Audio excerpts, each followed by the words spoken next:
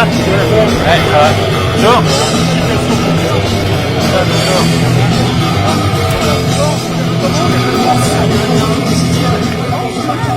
Tiens, viens te mettre... Bonjour, ouais, ça va? Ça va, tu chacun pour soi. Voilà. Bonjour. Tiens, bonjour. Ça va? Ouais, ça va. Ouais, il faut. Meilleur vœu. Ouais, meilleur vœu aussi, ouais.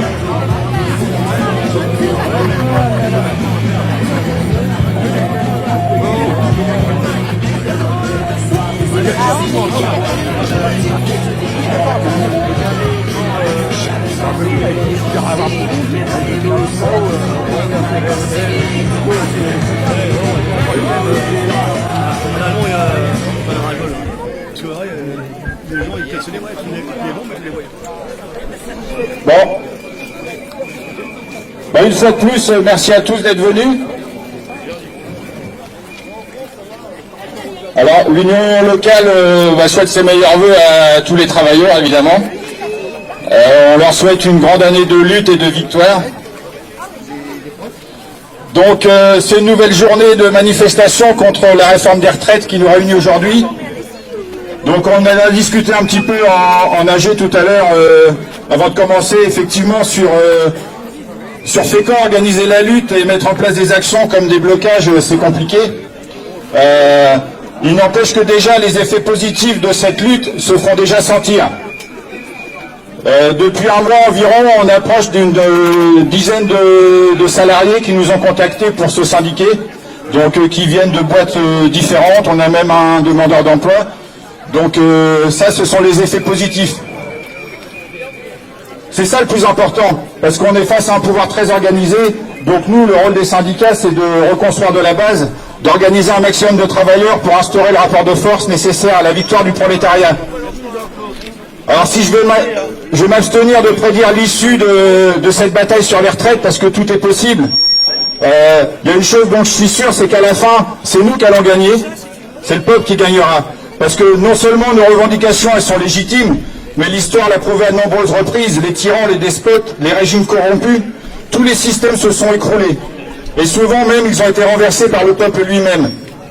Donc il est grand temps que les travailleurs acquièrent cette conscience de classe préalable à toute action révolutionnaire. Se syndiquer sans avoir acquis cette notion est insuffisant.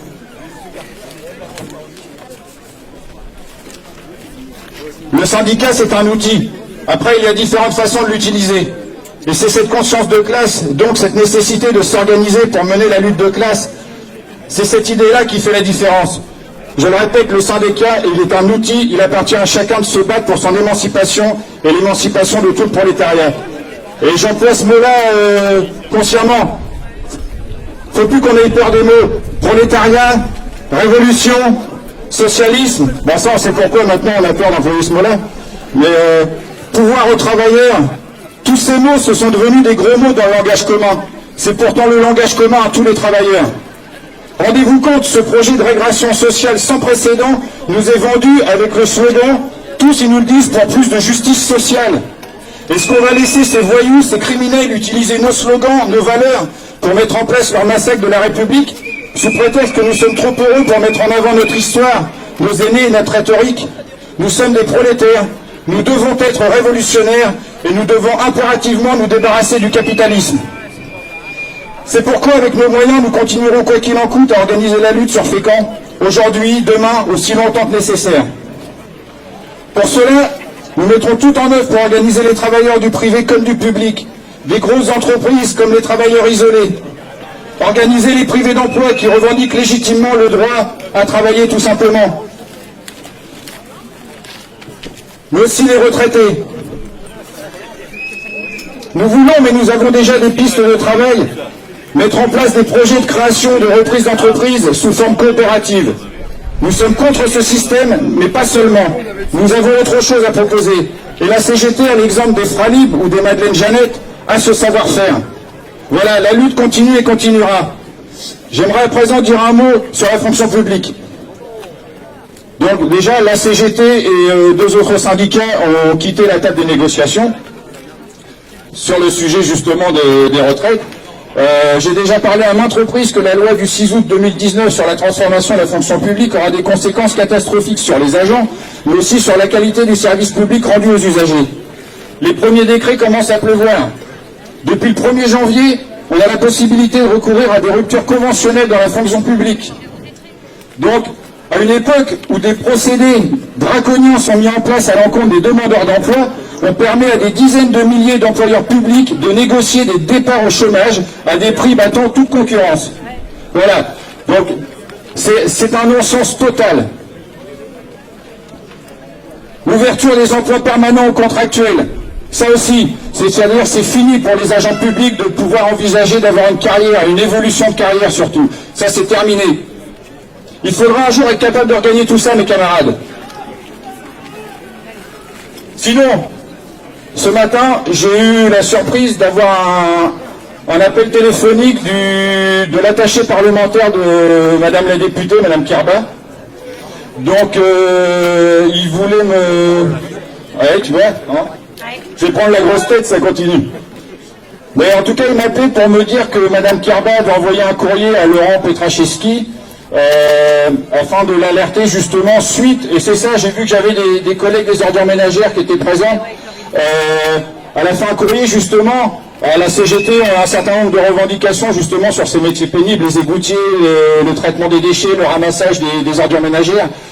On porte un certain nombre de revendications et a priori Madame Kerba aurait elle-même proposé des pistes à Laurent Petracheski justement au sujet des ordures ménagères. Donc ce qui lui a fait faire cette démarche, c'est justement l'action qui a été menée, le blocage pendant 4 jours des ordures ménagères à Fécamp. Donc je tiens à dire déjà à tous mes collègues des ordures ménagères qui sont là, qui le répètent à leurs collègues, mais ça n'a pas été inutile. Alors vous ne faites pas d'illusions sur Madame Kerba. Mais ce que je veux dire par là, c'est que ce que vous avez fait, des politiques en ont rien à foutre de votre gueule la plupart du temps, et bien là ils sont obligés de s'intéresser à ce que vous avez fait. Et ils sont obligés, après dans le débat public, justement d'intervenir sur le sujet. Donc c'est ça qui est important. Et c'est ça qu'il faut qu'on continue à faire.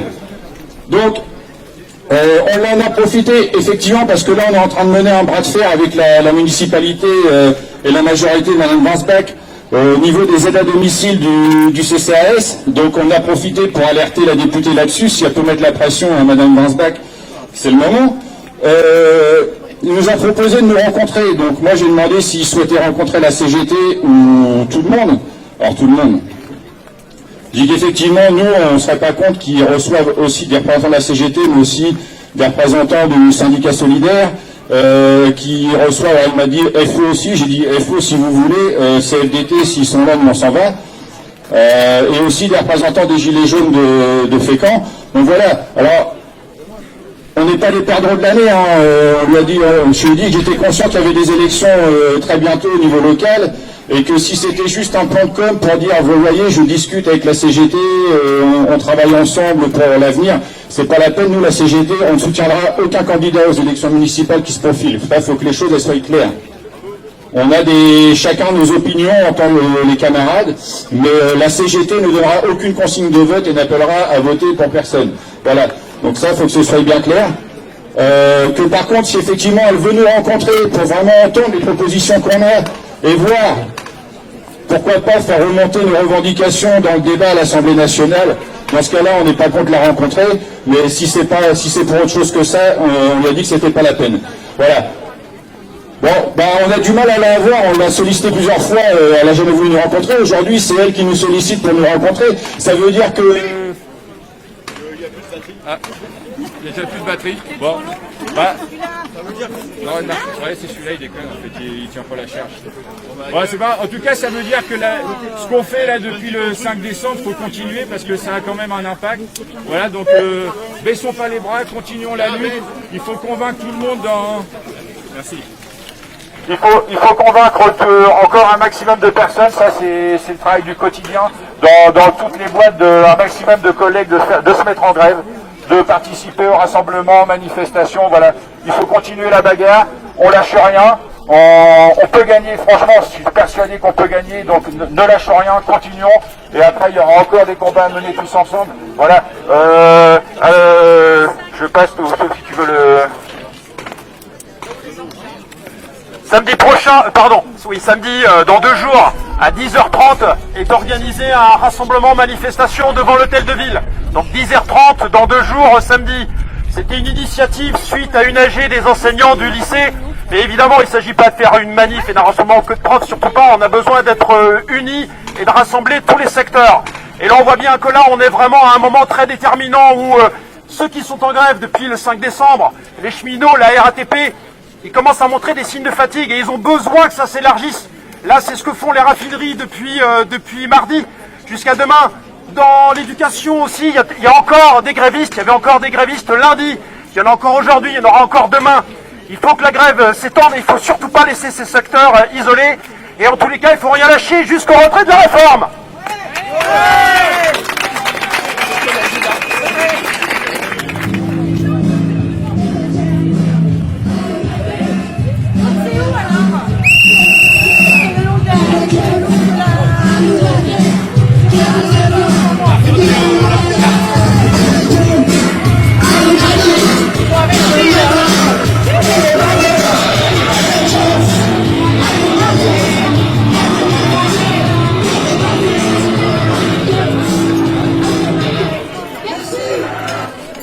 Juillet 1936, dans les casernes,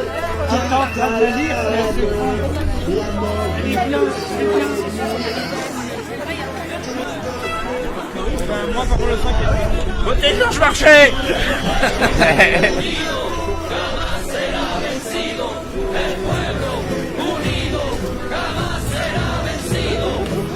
Au moment. Et pas trop lourd. Non, pas du tout.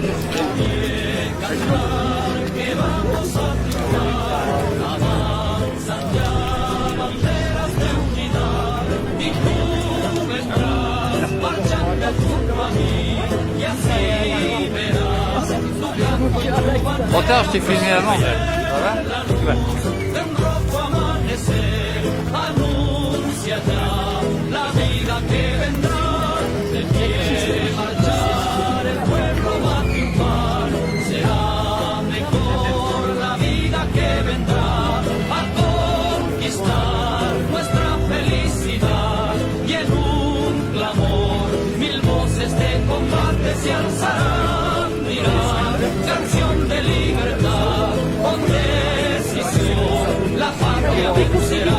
Serge, je ne voyais pas arriver avec ces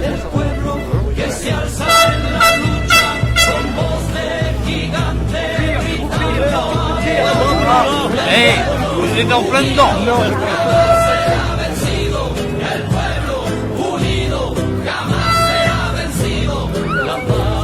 Está